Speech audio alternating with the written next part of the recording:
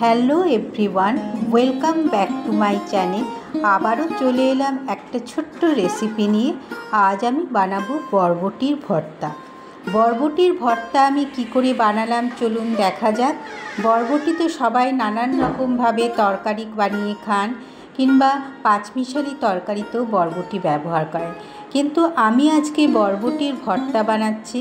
কিভাবে চলুন দেখা যাক। ঘরে সামান্য কিছু উপকরণ দিয়ে এই বরবটির ভর্তাটা তৈরি হয়ে যাবে। প্রথমে বরবটিগুলোকে ভালো করে ধুয়ে নিয়ে আমি ছোট ছোট করে কাটবো। দেখুন বরবটিগুলোকে আমি নিয়ে নিয়েছি। এদিকে প্যানে একটু জল বসিয়ে দিয়েছি, জলের মধ্যে নুন দিয়েছি, আর বরবটিগুলোকে ছোট ছোট করে কেটে নিয়েছি। এইবার প্যানের ওই গরম জলের মধ্যে আমি বরবটিগুলোকে দিয়ে দিলাম। দেখুন বরবটিগুলো একটুখানি সেদ্ধ হওয়া মানে হালকা ভাপানো যেটাকে বলা হয়, সেরকম ভাপিয়ে নিয়ে সঙ্গে সঙ্গে দেখুন জলে যে ফুটছে দিলাম, সঙ্গে সঙ্গে তুলে নিতে হবে। এবার প্যানে আরেকটু তেল দিলাম। তেলের মধ্যে আমি দেখুন রসুন আর শুকনো লঙ্কা ফোড়ন দিলাম। যখন রসুন আর শুকনো লঙ্কাটা একটু ভাজা ভাজা হয়ে যাবে, আমি ওটাকে তুলে রেখে দেবো। তারপর আমি একটা বড় পেঁয়াজ কেটে রেখেছিলাম, আর একটু তেল দিয়ে আমি সেই বড় পেঁয়াজটা কুচি করে রেখেছিলাম, সেই পেঁয়াজটা ওর মধ্যে আমি তেলের মধ্যে দিয়ে দিলাম। এবার ভালো করে লাল লাল করে পেঁয়াজটাকে ভাজতে হবে।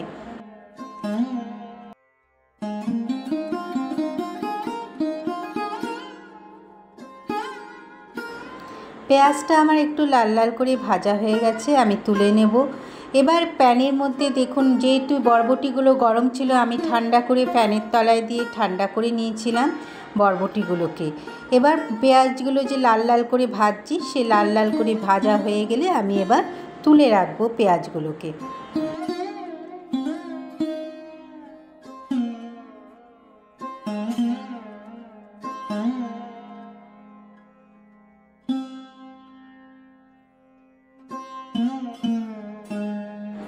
দেখুন পেঁয়াজগুলো আমার ভাজা হয়ে গেছে, আমি এবার কড়াই থেকে পেঁয়াজগুলোকে তুলে নিলাম।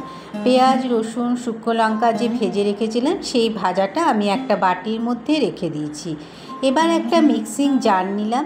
জারের মধ্যে যে বরবটিগুলোকে ভাপিয়ে রেখেছিলাম, সেই বরবটিগুলো, একটা কাঁচা লঙ্কা, আর যে পেঁয়াজ রসুন আর শুকনো লঙ্কা ভাজা যেটা ভেজে রেখেছিলাম, সেটা ওর মধ্যে দিয়ে আমি এবার মিক্সিং জারটা, কোনো রকম জল ব্যবহার করবেন না, মিক্সিং জারটা আমি দুবার একটু ঘুরিয়ে নিয়েছি।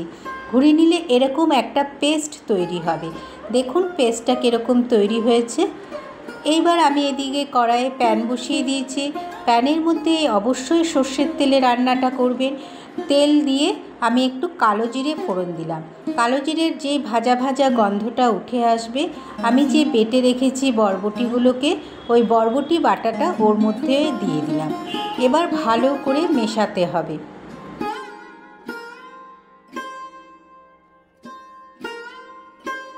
দেখুন আমি ওর মধ্যে এবার নুন হলুদ দিয়ে, আর কোনো রকম কোনো কিছু উপকরণ লাগবে না, নুন আর হলুদ দিয়ে ভালো করে এবার নাড়তে হবে ওটাকে, যতক্ষণ না ওটা শুকিয়ে যায়। দেখুন আমি কিভাবে করছি।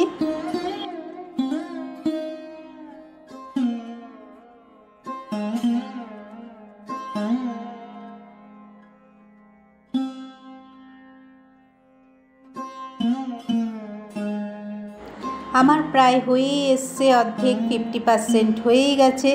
এবার আমার এটাকে তুলে রাখবো। দেখুন আমি একটা লাল কাঁচা লঙ্কা কুচি করে ওর মধ্যে দিয়ে দিলাম, দেখতেও সুন্দর লাগবে লাল লাল, ওটা ওর জন্যই দিলাম, আর ঝালটাও হবে ওর জন্য। আমার 50%। দেখুন কেমনভাবে তেল কড়াই থেকে ছেড়ে যাচ্ছে বরবটিগুলো, মানে বাটাটা। দেখুন আমি নাড়ছি আর কড়াই থেকে কেমন এটা ছেড়ে যাচ্ছে, একটুকু কড়াইয়ের মধ্যে লেগেনি। সমানে নাড়তে হবে, আর গ্যাসের স্টিমটা অবশ্যই মিডিয়াম করে রাখবেন, একদমই হাই করবেন না, তাহলে কিন্তু পুড়ে যাবে।